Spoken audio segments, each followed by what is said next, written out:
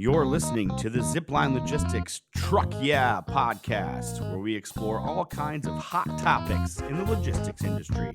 Get ready to learn, laugh, and get your freight on. Ladies and gentlemen, welcome back to another edition of the Zipline Logistics podcast. My name is Jesse Jewett. Joined with me, as always, Teddy Lee Knox. Hello, Teddy. Hello, how are you? Wonderful. We're talking about a hot topic today. Yes. Something near and dear to both of our hearts. Back to school and scoring shelf space during back to school shopping season. Scoring shelf space. Scoring shelf space. Couldn't have said it better. We're in Ohio. Mm-hmm. Back to school for us mid-August. Correct. School ends around Memorial Day. I don't know about you. I start thinking about around July 4th. Back to school? Yeah. I start thinking about it in May when I have to pay for latchkey and get my kids' school supplies and all of that. All right. It never stops, I feel like. Yeah. It's kind of an ongoing topic for sure. Really, it's more like the kind of end July, those first. Yes. Because it's 2 weeks into August, basically. Mm-hmm. Yeah. You want to make sure that you're squared away right at the beginning because it comes fast and the calendar fills up, doesn't it? It does. It really does. And I think it's interesting when you think about the going back to school because all the transitions you go through so quickly. School ends and you have to shift to keeping everybody happy and busy and detoxed from the end of school where all they do is play, going into summer and prepping for that. And then the switch again midsummer when everyone gets bored, then back to school. Get ready. Yes. And there's a lot that goes into it. Getting back on a schedule. Yes. All sorts of activities. Yep. We have daughters. For those who don't know, I think we talked about it before. You've got 3 daughters. I've got 2. It's exciting stuff. But we're going to talk about stats on consumer spending, some gross profit opportunity for CPG brands, and how to use logistics strategically. How about this stat? Diving right in from Wunderkind. And this is going to be in our show notes. Yep. Wunderkind. I think that's how you say it. I don't know. It could be Wunderkind. I don't know. But either way, $35 billion of back-to-school shopping in 2024. Yeah. But there's a note, 29% of U.S. consumers expect to spend less this back-to-school season due to tariffs or inflation. Your thoughts on that? Well, no chance! Yeah, as we were prepping for this, I said lies because we are panic consumer buyers. That's what we do. And when you have to pack back to school lunches, I mean, I'm now going into where all my kids will be in elementary school. Yeah. I only have one pickup and one drop off. It's going to be amazing. That's exciting. But I'm also going to have the option to buy school lunches at school, which daycare, I didn't have that option. Most daycares don't have that option. And for working parents, you have to pack breakfast, lunch, snacks. It's a lot and you have to have it ready to go very easily and quickly. Yep. And when that happens, if something in the shelf space looks a little bare, people start to panic and they're going to buy more. When you find out that something's going to increase, you panic a little bit and you buy more. Anyone with kids probably understands picky eating. If they like something, you want to make sure you have it just so they can eat. Yeah. And I think when you're prepping for back to school, it's busy, it's stressful. You need to have those things ready to go. You need to be able to have the grab and go lunches and snacks and, sports also start with back to school. Yeah. So you need to be able to have all those things ready to go when you pick them up and go to the various activities they have to go to. So get it on the shelf, people. I think it's going to be the same, if not more. I don't think everyone's going to have the ability at back to school to be as frugal as they expect to be. Yeah. I mean, it'll be an interesting how it plays out, economically. For those who don't know, there's been some instability as far as the tariff strategy. We're right in the middle of it right now. But as this podcast is going to open up or come out onto the airwaves, who knows what will be happening? We could be feeling the effects of inflation or the tariff environment over the last few months, or it could be relatively stabilized. So fingers crossed. I would assume that sentiment from our friends at Wunderkind is more in line with like people are probably going to try and budget more aggressively because they assume that prices are going to be higher. Yeah. That's my assumption. But anyways. So I tried growing a lot of my own vegetables. It's tough. Deer keep eating them. Oh. Rabbits keep having babies in them. Like I can't use any of these things now. And so now I bought all these plants and I can't use them. So I still have to go out and buy my own peppers and tomatoes because I'm now feeding the Dublin wildlife. Okay. So that's also very frustrating. Do you have a fence? No, we're not allowed to have a fence in Dublin. Okay. And You if have like those that do, the deer still jump them. do you have like a fake greenhouse or like a portable greenhouse that you can? No. Okay. I put chicken wire Yeah. around it. And they just trample it? Mhm. Nice. They get over it, so but Well, so that's again when I'm those thinking suburban deer are a me little aggressive. they are. They really are. Listen, they're all around my neighborhood. I saw one. It's been so hot here, listen, just sitting in someone's yard in the shade, just like staring at me as I drove by.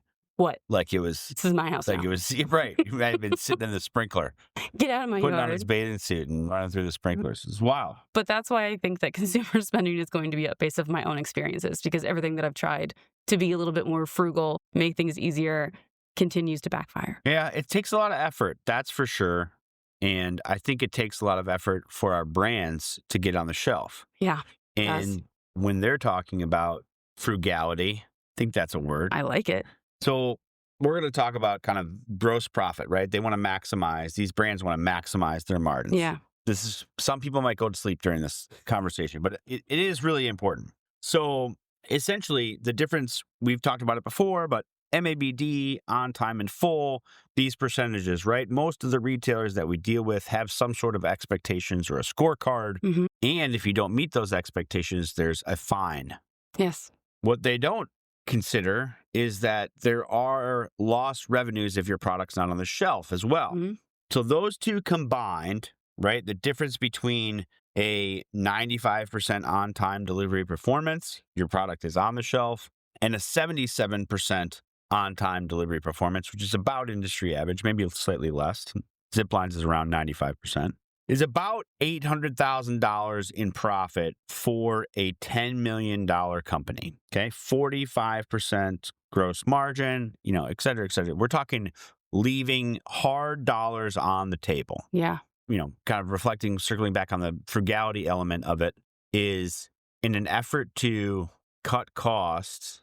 And we're looking at, we've talked about it all the time, like a $1,200 lane versus a $1,150 Mhm. lane. You're trying to save $50 on a shipment that contains $75,000, $100,000 worth of product, Mhm. and that ends up costing you $5,000 plus on fines because you didn't deliver it on time, because the difference between that $1,150 and $1,200 truck Mhm. is going from a generalized 3PL to a specialist 3PL like Zipline Logistics. Yeah. There's a lot of nuance. Again, we've talked about this in the retailer expectations, the preferred carriers that deliver into those facilities, the dock doors to check in, the hours on the weekend. Can you notify them if you're running a little bit behind and get worked in? Yeah. There's all sorts of these elements that come into play. And if you're working with someone who does not have that experience, who's generally cheaper, you're going to end up paying for it on the back end. Yes. And I think going into that nuance that you're talking about, like the fines, you also need someone that understands the fines, because the fines are not just, oh, you arrived late. The fines can also be something as, I don't know, obscure as the pallet was broken. Not the product. The product is fine. Right. But the stringer pallet that you put it on was dinged by the shipper or receiver, or maybe in transit with LTL. And you now have a fine on top of it. And then you have to go through and be able to figure out what that fine was 3 months after the fact that the shipment delivered. So if you don't have someone actually double checking the bills before they send them to you, the PO kind of helping with those things to make sure, because they understand how important those fines are, then you just have way more issues, way more lost revenue. And then you're fighting costs even further and just kind of going through the same cycle. So I think it is really important to make sure that you are thinking of logistics as an investment, because that is what it is. You want things to get there on time, and you want things to get there in full, and the integrity of your product to be good.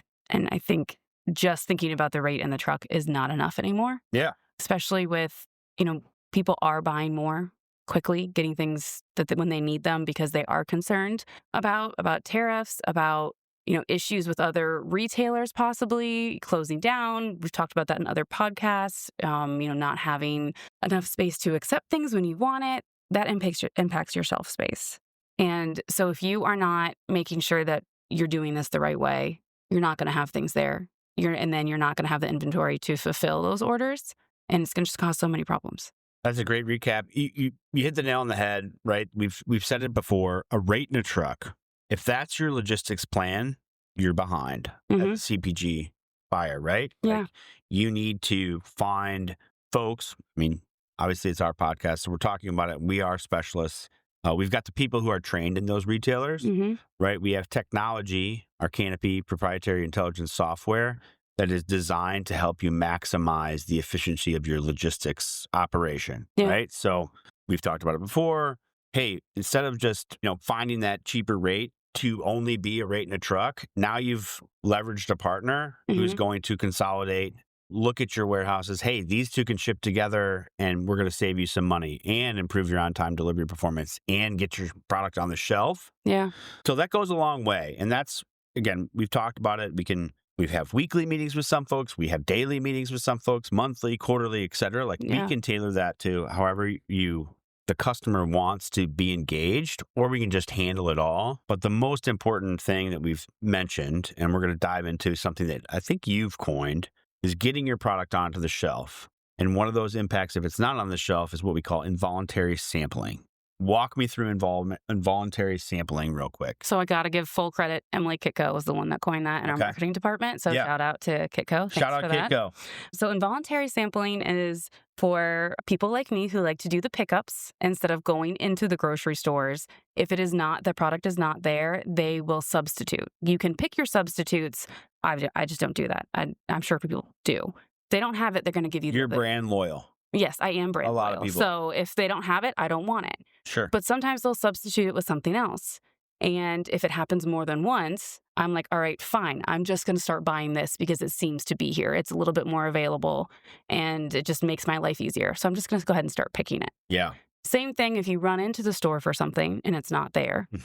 You're just going to pick the next thing. Or again, maybe stop going to that store because they're not carrying what you want. Right. That store is now impacted and you go to another store and then that store no longer carries your product on the shelf because it has lost customers due to the fact that it's brand loyal customers who want something very specific. Yeah. They can't get it, so they're going to have it delivered through another service. Maybe they go to Walmart Plus or Amazon instead of the original grocery store. And I think that can cause a lot of problems, and it's something that seems so small, but then over time, it really causes a lot of issues. Yeah. And you'll see it when those just-in-time orders aren't coming through as much. And then all of a sudden, when you're cadence tracking, you're noticing your orders are going further and further apart. The minimums aren't being filled. And if you make any more mistakes, it slowly starts to just kind of disappear. Yeah.